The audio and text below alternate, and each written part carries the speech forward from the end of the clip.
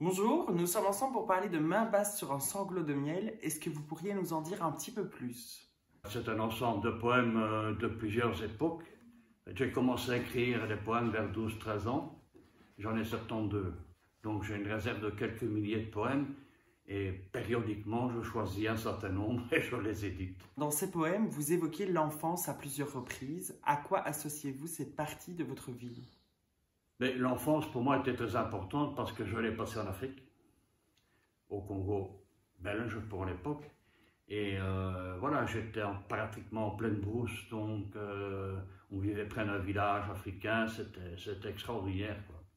Vous parlez des moments fugitifs de bonheur. C'est quoi le bonheur pour vous? Le bonheur, je pense que c'est une suite de petits instants heureux, retrouver un ami, voilà, par exemple, voir les petits-enfants, donc c'est pas quelque chose de permanent, c'est quelque chose de successif. L'un des titres de vos poèmes contient la page blanche. Est-ce qu'elle vous effraie? La page blanche est effrayante quand elle est synonyme de manque d'inspiration. Quand on n'a rien à dire, ou qu'on veut redire des choses mais que ça ne sort pas, donc c'est ça qui est un peu effrayant. Pas au point de faire un stress important, mais c'est embêtant. Ça m'est déjà arrivé, oui.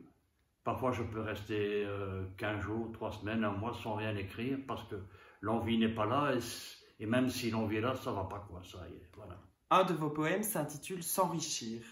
Qu'est-ce qui vous rend plus riche aujourd'hui? Ce qui me rend plus riche, c'est quand je vois le sourire de quelqu'un, un regard attentionné, enfin une série de choses positives autour de moi. Ces vers sont en totale errance vers vos lecteurs. Que voulez-vous qu'ils ressentent à la lecture de ceci? Vous dites qu'on emmène le lecteur dans l'infini. Je pense que le lecteur doit se saisir des mots et en faire sa propre image. Et pour bien faire, vous avez remarqué que j'ai très peu de ponctuation dans mes poèmes, donc je leur laisse libre choix de se balader où ils veulent, il n'y a pas de pagination non plus. Donc c'est ça l'infini. Pourrait-on vous lire sous forme de roman un jour?